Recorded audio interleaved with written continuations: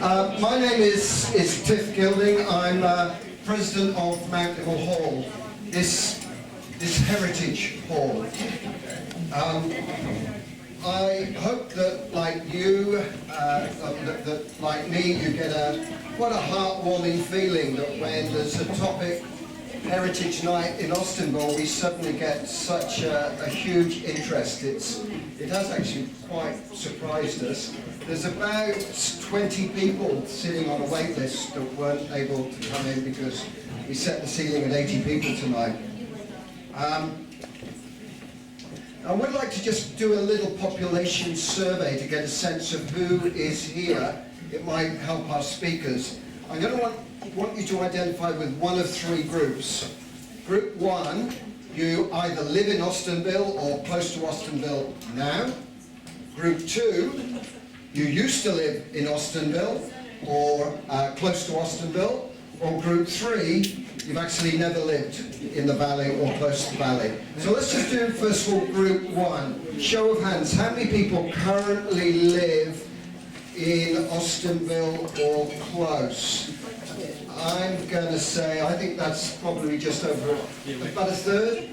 About a third, and Russell Reichelt very uncertain. Okay, what about the group who have lived in Austinville or close to Austinville in the past? Show of hands. You are a minority group. I think there is three in you. The pioneers. All right. We're coming up with a new grouping. This is going to get a bit like LBTI, but anyway. Pioneers. Who identifies themselves as a pioneer family? I think let's have a round of applause for the pioneer group. I think our only final group we haven't finished off is the who has never lived in Austinville or close to Austinville. Show of hands. You are quite a threatened species. I'd say that I think the majority grouping is people who are currently living in the valley. Yeah, Austinvillians. I've already mentioned there's a sheet of paper at the back as you come in that if you're thinking you'd like to know more about the sort of events that get put on at Mount Nimble Hall, if you add your name and email address, you'll get email updates. I've also mentioned we've got some photographs out on the veranda. There's quite a few there of people who we don't know who they are. They're normally up in the kitchen area. It would be really nice if we could put names to some of those photos. So maybe when we are going to have a break, and when we get to the break, that just gives you a sense of where we're headed. When we have the intermission, maybe that would be great. So the general structure is we've got four speakers. They each speak approximately, one is speaking for 25 minutes because it's actually a shared presentation. The other two speakers speaking for 20 minutes. Then we've got Dave will be speaking for 15 minutes. Following each presentation, we've got a 10-minute question and answer period. We're going to have a break for 20 minutes for tea, coffee, and cheese and bickies. We were due to finish at 9:25. If my maths is right, that is now 9:10. We're running 15 minutes early. And I am going to be quite a hard taskmaster, speakers. Warning, there is a great tendency for these sort of things to roll on. If suddenly early speakers speak too long, it's going to sort of make it challenging for Dave. So I am going to be quite tough on saying, you've got 2 minutes left, get on with the good stuff. I'm going to take the slightly unusual step of deferring the singing of the Austinville anthem until the intermission. We will do that at the intermission. When we came up with this idea, I remember we have a committee that runs the hall. I remember it being said, a heritage night. It's going to be a bit boring, isn't it? How are we going to get people to come? We'll have to make it quite sexy. Well, what we've managed to do, I don't know about the content, but we've got 4 very sexy speakers. is what we've managed to do. Before I introduce the first speaker, I've just got to tell you we are christening this projector up in the air. It's suspending from a piece of carpentry that Mark Perks put together. I just want to say thank you to Mark. It took all sorts of calibration. Just look at that thing and look where he's managed to get it shining. That was phenomenal effort. Well done, Mark. Okay, without further ado, our first sexy speaker, Dr. Russell Reichelt, AO. Russell has a PhD in marine science. He's been head of the Australian Institute of Marine Science and the Great Barrier Reef Marine Park Authority.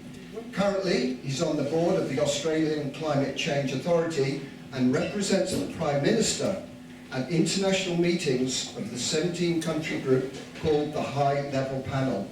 He's an important, we've paid a lot of money to get this guy for you tonight. Russell and his wife Margaret, who sits on the Magdalen Hall Committee, have lived just off Little Nerang Road since 2000, and they've lived on the Gold Coast. Russell's lived on the Gold Coast since he was 4 weeks old. Please welcome Russell Reichelt.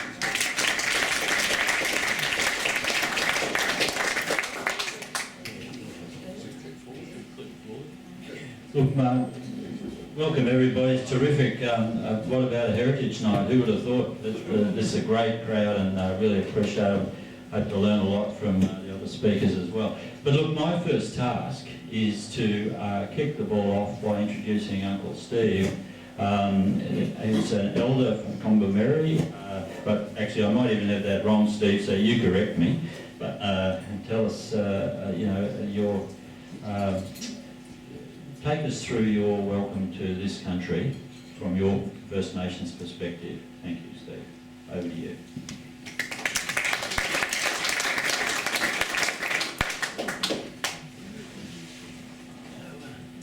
Jingri.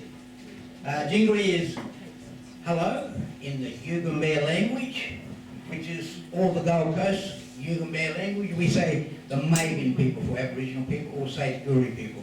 We are a language group that covers all the Gold Coast, and we say we are the 8 tribes of the 7 rivers, which is from Fingal right up to the Logan and right out to Mullinjali country, which is Bow Desert, and right around the back of the mountains in between Nimbin and Wollumben, and over touching the borderline of the Brunswick area, which is the Brunswick River. We use all the river systems around this country, like all around Australia, for border lines, and connecting with the song lines from the south, the west, and the north. So with the river systems around here, we say Bullen for the river systems. They are the border lines of those 8 tribes, and those 8 tribes are Midjabul, Coomamary, Berlongan, Gingin, Mullinjali, Waggan, Yarribara, Ninganberra, and Binnanburra. So that's the 8 tribes of the 7 rivers, and we touch the magic of Mount Wollumben. Mount Wollumben is the area we call the place of the cloud catcher. So Wollumben is the cloud catcher. All the old pioneers used to use it. They followed our steps. When the old way-in people, we say the magic men, the clever men, the old lawmen used to go up to the top of the peaks. As you can see, Mount Wollumben is right up on the top. It touches the first part of the sun of Australia. So the old men used to touch all the energy from the stars, the sun, the moon, and all the skies, the rivers, the oceans, and all the trees, and all the mountains. We used to catch all the energy from all this country around here, and same as much as all around Australia. So as you can see, Mount Wollumben is a magic place, and that you can see there is a lot of magic energy on that mountain, which is the cloud catcher. I'll just make it short this week now, but before I put you back to us, I just want to say Jingri Jingri Walla Wallu, Kebu Kebu in Allah. We have a beautiful night, and Jingri Jingri, hello, how are you? So welcome to the 8 tribes of the 7 rivers, and even though you are from here, we all connect with the 8 tribes of the 7 rivers, and we connect with the song lines from south, west and north, and we're the furthest people of the east, touching the first of the sunlight. Bugawani, thank you. That's terrific. Thank you. Thanks a lot for coming, Steve. It's a long way. It's come. That's terrific. And we're going to do a double act, and we're going to hear a little bit from me about what I'd call all that hard work I did as a child, working in the fields here at Mudgeeraba, and working in, my father had me picking bait for him off the rocks down somewhere there. So I was very hard working as a child, and Steve and I'll be, so I grew up in Service Paradise basically. So we'll swap what I would call our different ways of knowing. You know, I'm trained in Western science, and there's the First Nations deep knowledge, and I've come over the years, worked a lot with the Torres Strait Islanders and Aboriginal people, particularly in the Barrier Reef area, and I've come to greatly respect the deep knowledge that they bring to the understanding of how the biological and the human systems are all working.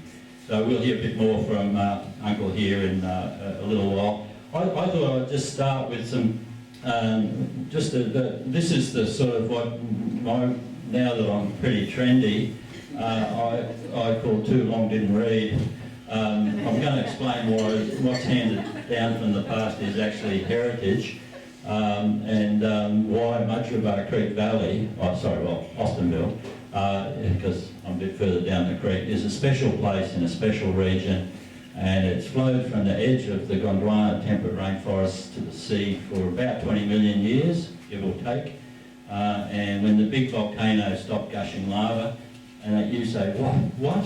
At the time, from 23 to 20 million years ago, there was a big event. It only lasted 3 million years, which you actually think that's quite a while when you add it up. But so I'll talk about that because it's what defines this area sort of in the big picture. And also, I'll hand back to Steve because the First Nations people, in their way of knowing this area, is they've been here since time immemorial. And it's hard for you to get that if you didn't grow up with their knowledge and their teachings and their culture. Of course, the other people were distinguished as well, and a lot of them were convicts. And I'm not saying anything about the people in Austinville Valley, because sometimes they were the relatives of the convicts. So, you know, I'm not pointing fingers or anything. Some of us are from South Australia, 18. So here you go. That's I was sitting, waiting for the plane last week, going somewhere, and I heard from a geologist that this view of those Kugels and the big Mount Springbrook and Kinniburra and that actually is the line, will be the line of the original volcano. And I've got quite a skill that you probably don't appreciate, but I can draw volcanoes, and it's my thing. And so you get your head around that. It's twice as high as Mount Wollumbin is now, roughly, so it's pretty high. So imagine trying to dodge that in a 737. But and I pinched this from Dick Smith's journal, the Australian Geographic. So that's another view from the air. 23 million years ago, boom, it started. It actually started when, like all the volcanoes in Eastern Australia, they passed over the hotspot, and that hotspot's still there, even though it moved over 20 million years ago. And if you want to know, the hotspot's still there. It's actually in the middle of Bass Strait. It hasn't just blown up lately, the last 20, 30 million years. So now, this is what the geologists drew, and this is sort of the evolution over time from then to now, and my contribution is to show you all here where that arrow is, but courtesy of Wal Mayer, who's a wizard of Google Earth, this is sort of a fly-through of what is actually the largest erosion caldera on Earth. There are some bigger ones, but they're all on Mars or Europa or somewhere. So have a look at this, and thanks, Wal, for putting this together. It gives you a picture of the Gold Coast, zooming in on Mount Wollumbin. Look at the crater rim, look at the spillover into Mount Barney, Mount Nebo area. You can see that where it's all ended up down there towards Fingal and the mouth of Tweed. That red line is the valley, very important spot. And down here, all this bright stuff reflecting heat back into space is us in the Gold Coast. And look how dark the forest is. It's actually preventing heat going up into the atmosphere. So it's absorptive. And the clearing forest has got a lot of things against it. One of them is it increases the albedo of the Earth. So we'll just have another look. And this one here is, it's suddenly got all this orange stuff. And that's the, thank you all again for putting that line on. It's the Queensland component of the World Heritage Area, the Gondwana Rainforests of Australia. And you are within a stone's throw of it. And if you look at it, it's actually in the valley as well. It goes all the way to Barrington Tops, and it's a serial World Heritage Site for its outstanding universal value on the planet. And it is the largest area of highly protected subtropical rainforest on Earth as well, right here. So you're in a very special place here, and it's worth looking after.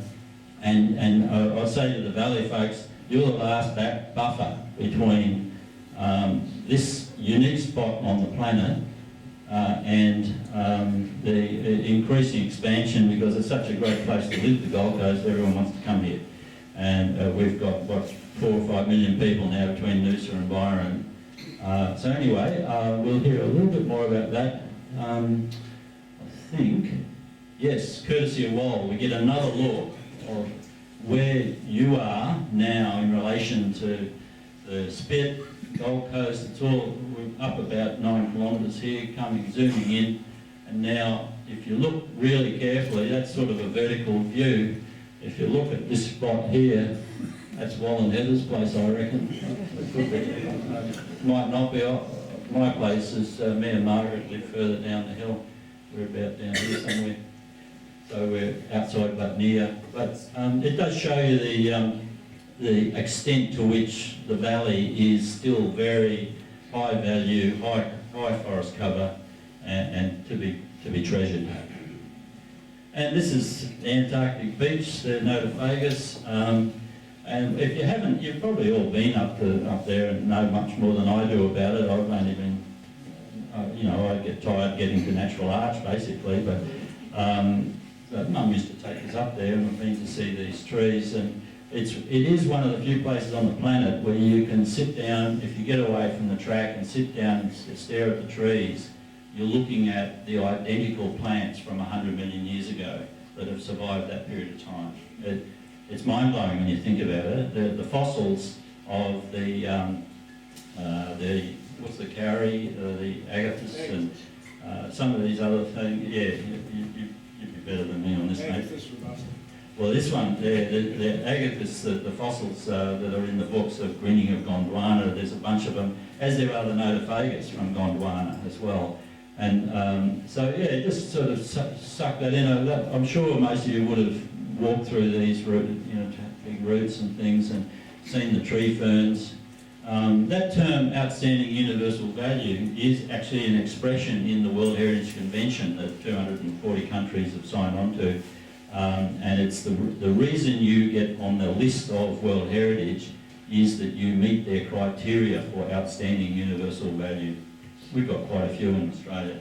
And so that's, I love the expression because it seems to capture, there's something important, you should look after it. This is another creature from deep time, the bunyip. This is the bunyip of Logan River, but I also am aware that there was a record, and it's Jack Rudd. I don't know, he wouldn't be here, I don't think, but I met him for the first time last Sunday down at the Heritage Museum, and he said one of his grandfathers or whatever saw big thrashing of a wallaby down in Wyangan Swamp near Robina, and his dad went, or someone went down and shot it, but it got away.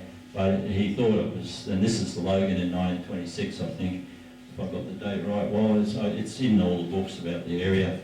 But I'm just telling you, because I've spent a lot of my career on the reef in North Queensland, Torres Strait, Papua New Guinea, and places like that, where these are quite common. and you learn not to hang around up to your ankles at boat ramps, I tell you. And I'm quite nervous of still water with sticks floating down it, because they're often not sticks, they're 4 or 5 metre predators that are probably about as old as the Notophagus up the hill. So there's a reason why these guys are still here, and we've only flown in the last few million years. So anyway, look, what I wanted to do now is, this is just an intro to Steve's next piece, but this is the Western science way of understanding movement of people. I've already mentioned that First Nations people have a different way of handling time. Steve might tell us about that. But you can see why the Homo group, hominids, they couldn't get far north. And I find it faintly, like I'm sort of European descent with my German and British family, but the people that were moving through Papua New Guinea down into Australia about 60 plus years ago, 1,000 years ago, were actually here before the people who then came and invaded over here actually were in Europe. So I was going to put in a complaint to Jonathan to get onto the, is there a prior thing? Get onto it. So no, look, it is interesting that the movements of people and how it's controlled by climate. That's the 60,000 is the middle of an ice age, don't forget. So you couldn't really rocket around too far outside the tropics at that time easily. But anyway, it gives you a big picture of the movement. The sea levels are another story. It was much easier to walk around when it was a bit lower in the ice ages as well. And finally, just to remind you all, the First Nations people have a very diverse group. There's a reason why the First Nation phrase has a plural in it. It's First Nations people. And that's another thing that can't pretend to fully understand. And I'm not zooming in on this, Uncle, because they haven't got Yugambeh there, I don't think, so I'm a bit embarrassed about that. Don't even look too closely. I'll move on from the slide. And I want you all to know about Gadigal, and I think we've got the right person, knowledgeable person here to tell us about it. And it's down on the coast, but there's a lot of lessons for the valley people. And how are we going, Tiff? Where are you? Yeah, it's got about 8 minutes. Yeah, well, look, you take as long as you like, mate. He's joking.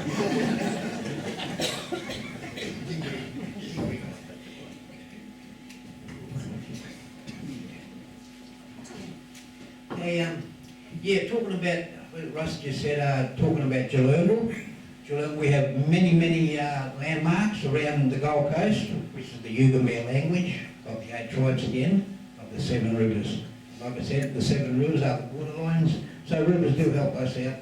The Bollins, we say Bollinville River, do help us out with the borderlines, just like New South Wales and Queensland. But in our nations, we have language groups, and in the Bundjalung Nation we have 6 language groups, and we, the Yugambeh language of the Gold Coast, are only one of those language groups, which is the Yugambeh language. So the other 5 language groups have many water and river systems that use the border lines as well, just like the Yugambeh language group of the Gold Coast do with the river systems. When we say the 7 rivers, that is the border lines. So many tribes and nations around Australia do use the border lines, as the river systems have border lines as well, and plus it's easy access for travelling to country, to Jargon. When we say Jargon, that means country.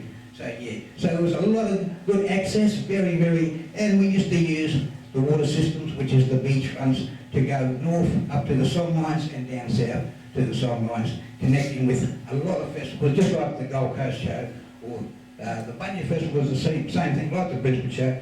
Thousands, we go for two months, and thousands of tribes would come from south, west, north, and all the song lines would come together, and we would tell our stories just like the newspaper, and yarn and talk, and that's the way we did our news, just like the newspaper, or the telegraph. And we did have a bush telegraph, and we helped a lot of convicts out, and they mixed in and spoke fluent language, the Aboriginal language, in different parts of the nation, and not just the Bundjalung Nation, but many other nations around Australia. So we still have a lot of those ancestors around here. I'm the bloodline from the Gold Coast people, which is my totem is the butterfly, which is the Midgiball, which is the Tweed area, Fingal, right back down to Brunswick Heads, then the Nimbin, and then back up around Wollumbin, and then back up to the Crumlin Creek. That's the Midgiball tribe of one of the 7 tribes of the 7 tribes of the Gold Coast people, which is the Mapin. We say Mapin for Aboriginal people, or Giri people for Aboriginal people. That's in the Yugambeh language. Yeah, so when Russ was talking about Jalurngal, many people don't know. A lot of people that live here do not know, that lived here for years and years or hundreds of years, but a lot of the Jarjums all around the country now do know that Jalurngal means Burleigh Hill, and that is the place of the honeybag. It is a magic part of the land and part of the country, just like here, and just like Rwanda, the rainforest. Like I said, we have many landmarks, and they all have Dreamtime stories, which a lot of people do not know about that as well. But we do have a lot of the Jarjums all around the Gold Coast schools that do know about that. So that's another bit of a treasure that they carry in their door, their heart, and their mind. And just like everyone that connects from all the 8 tribes around here should know about the language groups and the law, the landmarks that are all significant to each and every one of us. So yeah, so water is very significant. And when the old volcanic 23 million years ago exploded, that is part of Burleigh Hill. And we talk about the Dreamtime stories for Burleigh Hill, which is Jalurngal, and we talk about the 5 fingers that sticks out. He's fading away now. His old finger must have been getting a bit tired, sticking out in mid-air by itself. But we talk about Dreamtime stories, and it's when all this land was created. And it's like the Romans when they talk about myths, the myth of stories, and part fiction, part mythical, and part true. It was a way to explain how things happen. So yeah, so we have a lot of explanation and way things started around here, how Wollumbin started, and all the river systems down near the Clarence and the Tweed River, right up to this way, just like the Murray River system. And we, like I said, we used the river systems for travelling, connecting with other people, other tribes, and for border lines as well. So yeah, I've got to make it short and sweet, but Bugawani, thank you, and hopefully we can sit down and have another yarn later on in the future about this magic country that we all live in. Bugawani, thank you. I think we've got 1 minute left. Where is Tiff? Yeah, I've got a referee decision. Video, please. But is there a question anyone wanted to ask based on what you heard from Steve or I that's burning in your mind? And yes, Moira? Were all the Aboriginal tribes friendly if they came from different groups? Yes, yes, and there's a lot to being friendly. It was just natural. We lived in our spiritual cosmos, which was completely different from the Western world, where, like I said, when I welcomed people in, everything was the spiritual cosmos, which was believing in everything. Our church was from the stars, the sun, the moon, the sky, the mountains, the creeks, the rivers, the animals, and in ourselves. So we were completely in a different mindset from the Western ways. Our people were very peaceful people. We have a lot of warriors, many strong warriors, and a lot of lawmen. But yeah, so we would only fight with, we didn't carry torture, we did not believe in torture or chaining, but we believed in very harsh law, which was the killer spear or the warning spear, which you'd be speared here, there, or you'd be the killer spear. Just like the same how they electrocute people today, or shoot people, or whatever they do these days. Yes, but we didn't muck around. We had very harsh law, but we did not believe in torturing, and we did not believe in chaining people up. Yeah, so our beliefs, our nature was very placid. Yeah. Yeah. So Bugawani, thank you. Hang on, what Tiff was telling me was that I had 1 minute. You and me have got 10 minutes for questions now. So stay calm, because there could be another question. Yeah, we got one up there. What was the environmental cue for the Bunyip Festival? That you would... What happened in the environment to trigger the festival? Or why did you... Oh, we had messengers, and that would happen every 3 years. All depends when that bunyip, when that fruit would fruit. Then we'd have messengers, just like the telegraph, and we would have runners that would run for hundreds of miles to let those people know, or we have a bush telegraph. The old convicts used that too. The bush telegraph was our way of sending the message, just like the phone today. So we had messengers, messenger sticks, and messenger runners. We had certain eucalyptus oils that we would use. You could say drugs, just like they have drugs today, that only certain warriors could use to run those hundreds of miles. To send those messages out through the song lines from the west, the north, and the south. So yeah, we had it was a complex law. We had a lot of law.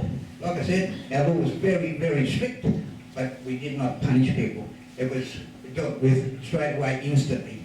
Yeah. With saying that,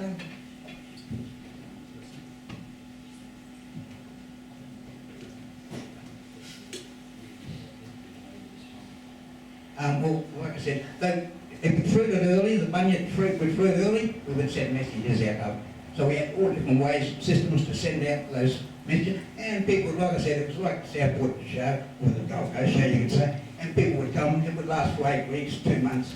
And yeah, so you'd get different people from right down past Grafton, right out near Armidale, right out near St George, and right up the top, they would come down, and we'd all join in together, and we'd all sing the song. And just like I said, you'd have, it's like a newspaper, you'd catch up with a lot of news, and a lot of the old convicts would come with them too.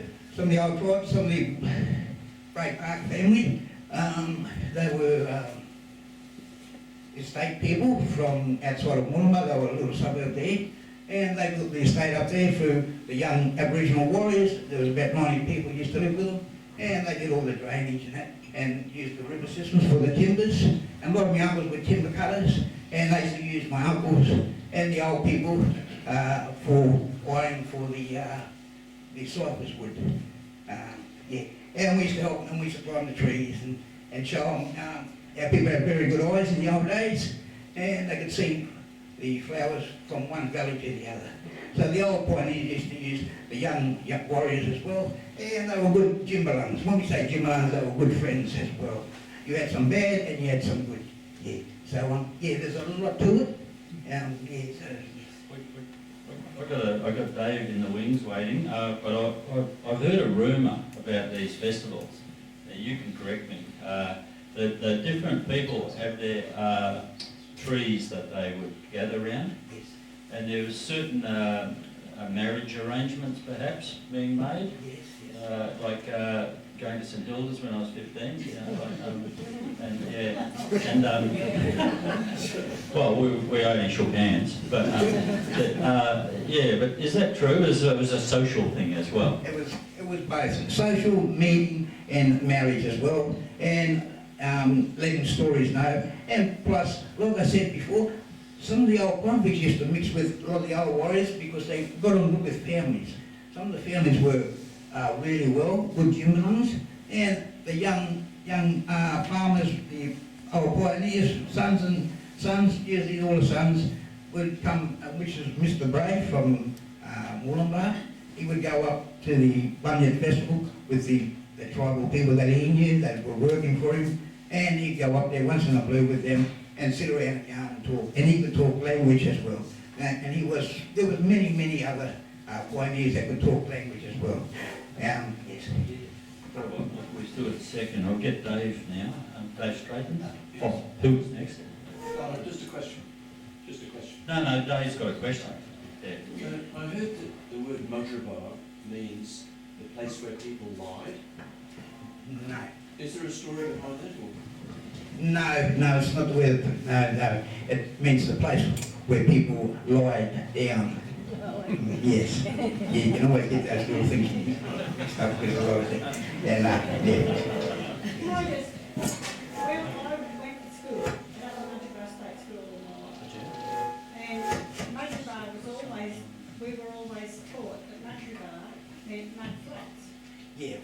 Yeah, but, yeah, no, that's wrong, yeah, no, no.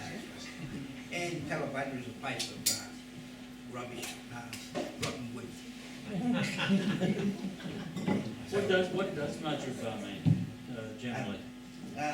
Place of lying down, lying down. Have a rest. That's where, yeah, because it's a big camping area, as you can see, a lot of swamp grounds, and a lot of the people used to live all around the point, yes, yeah, yeah. It's still there. And a lot of fire, and we used to do a lot of fire burning as well with the farming. So we used to do a lot of fire burning as well around this area here as well. So you'll see a lot of flat grounds around the country, and you can always sort of sense that it used to be fire farm or stick farm, you can say. Yes. That's interesting, yeah. We'll probably hear more about the stick farming and the burning, because there's been a few fireworks last week I want to hear about. Did you get your question in, David? Yeah, okay. It must have flashed by so quickly. We're about ready to switch over to Jonathan. Well, Walter. And in reading about the area, right up the very top of the valley, old implements were found. Do you think they just visited on occasion up here? No, it was on travel, either travelling, when we walked around, because we had walking tracks all through here, the surveyors used to go off our people with the old uncles, the old aunties, the old grandfathers, because we knew how to avoid the floods, the shortcuts, how to make it easier to go over mountains and ranges, over creeks. So the old surveyors would follow our way to avoid certain areas where it was hard for access. So they'd follow our people for the easy access. And yes, well, yeah, we have a lot of artifacts all around this country. Just at the back of Palm Beach, they have they're excavating for a lot of, just where they're building the highway now. And we went and took photos, and they surveyed it all off, and took the ground up and took all the little axe heads and the little spear heads and the little cutting tools as well.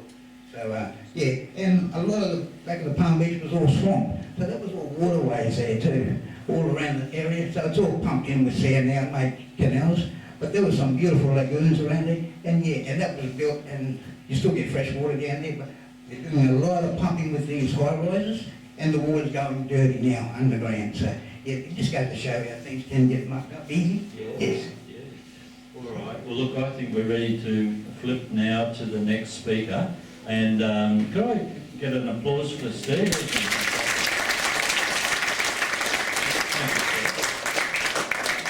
Jonathan, are you going to introduce Jonathan? No. Do you want to introduce him?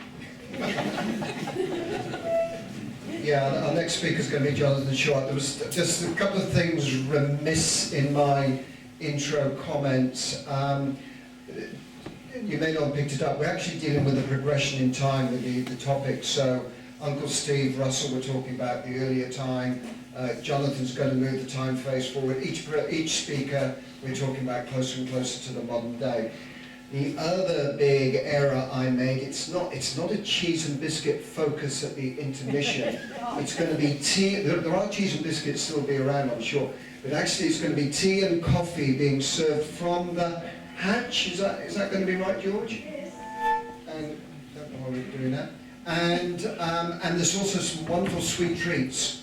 Lovely little yeah, some nice good stuff. Anyway, without further ado, let's introduce. I've got to pass some slides so that you can go. No, I'll have to. I've got to pull up a new one. That's the Yeah. last one.